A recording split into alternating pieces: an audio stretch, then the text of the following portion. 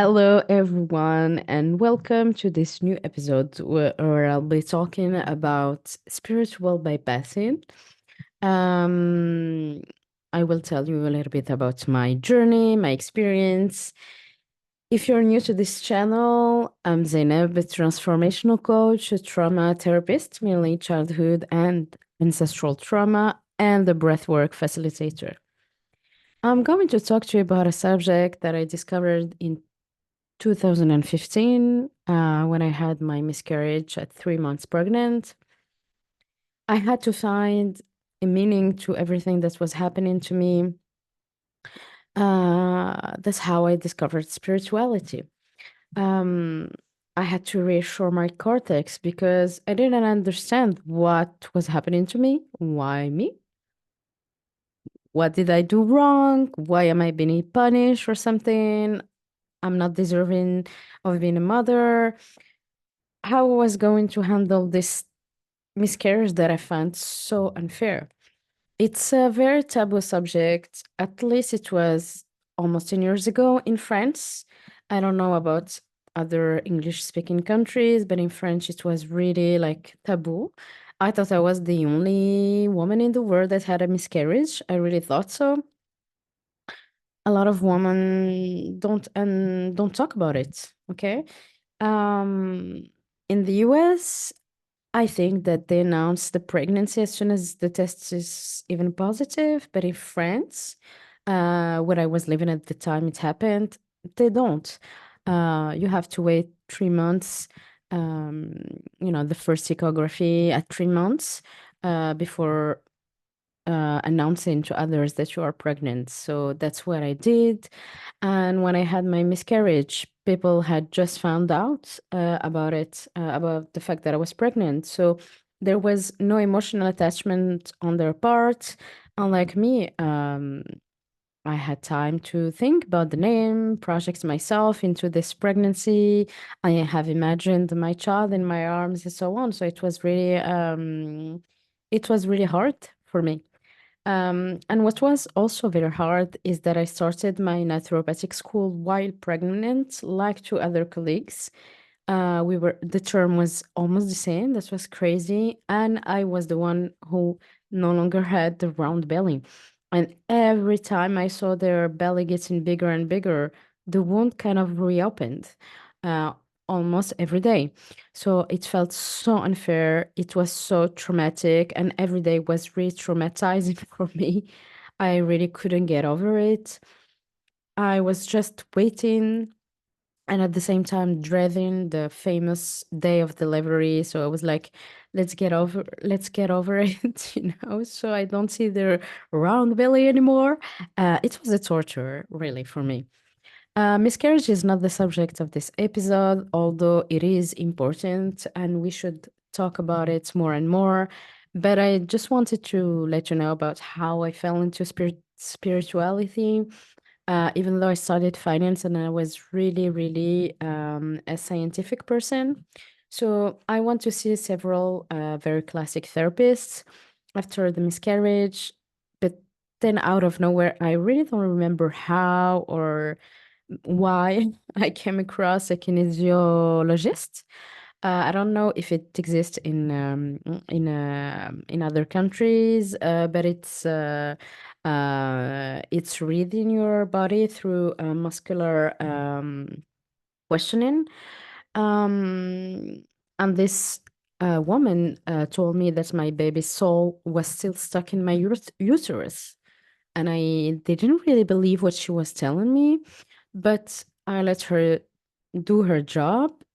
She told me after this she was a Reiki practitioner, and at the time I really felt something leave from me. I felt less heavy. I cried so much, and I was like, "Why am I crying? Like this is bullshit." I really didn't believe it. But my baby was definitely gone, so it was like the start of grieving somehow. She advised me to read some books. One book called The Nine Steps, and another one called Welcome to Earth by French authors. I read them, of course, thinking I would find answers there. It was like very new for me to read that a soul decides to come to Earth, that there's an incarnation process. Of course, it fascinated me a lot. And that was just the beginning of a very, very long journey. I started doing a lot of research. I'm really stubborn. I'm really curious. So I needed to find answers. And I was like digging, digging, digging. I was like going into a rabbit hole until I was satisfied. So I dived very deeply into spirituality. I was convinced at the time that I will find healing for my suffering there. And I entered the period that lasted almost 2 years of spiritual hyperconception, really. And at the same time, I was in an IVF journey because of infertility. So I spent all my money on guidance, regressive hypnosis, energy treatments, uh, so many things, and training, of course. I was like a child who discovered Disneyland, but I was not. I was not yet behind the scenes. I was like only looking at the beautiful side of it. I was absolutely naive, and I probably still am a bit, but I was like hypnotized somehow. Yeah, let's be honest. I was like hypnotized by my discoveries. I was training continuously, but of course, I was just training and not practicing because I had a huge imposter syndrome. Um, I put all the psychics into a pedestal. I thought they were really powerful, that I don't know, God chose them or whatever to give them power, and that I was left with nothing and I was lame and I had nothing interesting to give to the world. Uh, at some point, I even did a mentoring with Egyptian goddesses that somehow helped me to connect with my shadow and to face what was happening in my life. So it allowed me to have a more anchored spirituality, I think, and connect in with my inner power. But this was not enough, clearly. So I discovered a lot of things about my life, but most of it, I discovered a lot of things about past lives. Um, yeah, sure, it helped me understand maybe some things. Maybe it helped me maybe accept other things and find non-rational explanations for a lot of things. It made sense, and I understood a bit why I was lost, not in my place, feeling this void inside me. But what I don't know yet at that time is that all this inevitably helps me to escape my life, to avoid feeling, to avoid taking position, to escape putting healthy boundaries, stop people pleasing, um and in my trauma. To sum it up, I was in my past lives and not in my present one. I was more in my past life than I was in my body. And that's what I'm talking to you about spiritual bypassing. So, before going deeper into this subject, I'm just gonna share with you some of my past lives. I know you're dying to know. To tell the truth, I don't remember everything, but in the majority of my life, maybe 90% of them, I was a healer. uh, like so many forms of a healer, from the nice witch to the less nice witch, to the herbalist, to the midwife, doula, the advisor, and so on. I think healing is a part of my soul's DNA. It clearly is. And you can imagine, you can guess that in many of these life, I was killed unfairly for healing. Hence, my big problem with injustice and problems expressing myself. Well, of course, this is not the only explanation. The majority of the explanation of these problems I had were my trauma, my childhood traumas. Okay, so just to give you an example, it took me almost 7 years to work on what I call the burnt witch syndrome, the healer syndrome. Uh, and it took me 7 years to make an Instagram story with my face. Like, really, I had such a huge imposter syndrome and fear of being seen. It was like I was gonna die if people saw me. And I've come a long way, friends, because now I'm on YouTube. Okay, so we can heal. But um, what's great is that by working on myself and moving forward, I'm now able to support and help therapists who have this syndrome. So that's beautiful because I went through this path. I know everything about it, so I'm really able to help people that have the healer wound or the witch wound. So, my past lives or even parallel lives, because I don't really believe in a straight timeline, we believe we have several lives at the same time. That's why I think that we are able to do Akashic healing, soul recoveries. It's what I do when I do my karmic cleansings, for example, what I call soul healing. And sometimes during the session, when my intuition tells me to do so with the client, there is in an altered state of consciousness, for example, can just change what happens, you know. But we have to heal trauma first, so we are not in a spiritual bypassing. So yeah, my life as a little fairy, a priestess of in ancient Egypt, or a goddess, or a rich bourgeois woman in Paris in the 80s, or cute, yeah.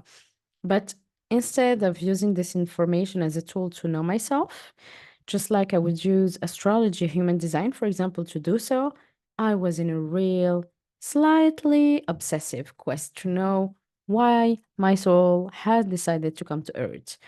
I've always envisioned, and I still do sometimes, that being on Earth is quite hard for the hypersensitive person that I am. And I really did not understand how or why my soul would have voluntarily, like, there are volunteers to come here and suffer. So I was like, why? What? So I had to understand what my life mission was, why I have decided to come to this beautiful but sometimes crazy planet, why I chose this family of crazy to for some, for most. I was looking in spirituality for an answer to my suffering, really. So each energetic guidance or Reiki session did me good.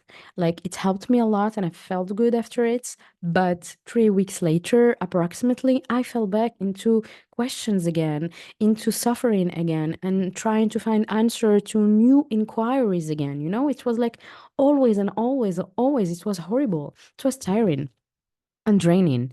So the suffering returned, and I camouflage it right away with a new reading, a new psychic reading, or any other spiritual tool. So I was in total avoidance of what I felt. I was in complete denial, and I was at that moment incapable of taking the time to feel, of taking the time to accept, to grieve, to see things, and just take myself in my arms and have compassion for myself. Like, I was completely dissociated, and I didn't know that I had a complex trauma and a completely fucked up nervous system. So I was desperately looking outside of myself for an answer to something that was killing me in the inside. And I was looking for a savior to come from nowhere and take away this spleen, this inside burn, and just give meaning to what I had experienced and to what I was experiencing, especially feeling. My cortex was thirsty for answer, but my body was thirsty for Zainab, how are you? What do you need? And I was just craving a hug, basically. And but I was listening, you know, I wasn't listening. I couldn't do it at the time. I was in a survival mode, and spirituality came at the moment to soothe all that and somehow secure me a little bit. It was a symptomatic healing that I was looking for and not a deep healing. And I'm not even sure I was ready for it, I guess. Um, Spiritual bypassing is a survival protection mechanism that I have put in place and that many of you probably put in place. You know at least one person who does it if it's not you. This mechanism, where you rush to spiritual practices or personal development more than necessary, is here to protect you from confronting emotional problems, psychological wounds, too, and just emotions, really, basically. It's an avoidance program to avoid feeling and to help you survive while you are still repressing, because emotions don't just go disappear, they're buried, but alive. They're still alive when you bury them. And yet, feeling is a non negotiable of your journey. You must feel to heal. And the only way out is through. This mechanism can be expressed in so many ways. For example, you may um, justify a trauma by choice of the soul instead of confronting this trauma, for instance, and getting out of it. You may justify your whole life by a past life, for example, instead of being fully anchored and here in this current life. Yeah, you may not accept to feel anger. Anger is sacred. This is the wisest emotion of it all. Because maybe you think that spiritual people never get angry. You may refuse to see the suffering in you and around you, protecting to be a light warrior that is only love. We can see this a lot in social media, really. In theory, these concepts are okay and even true, but in practice, it's much more complex. There are a lot of layers to it. Um, People invited to these practices are sometimes themselves in denial of their own trauma or are not aware of the avoidance or the bypassing.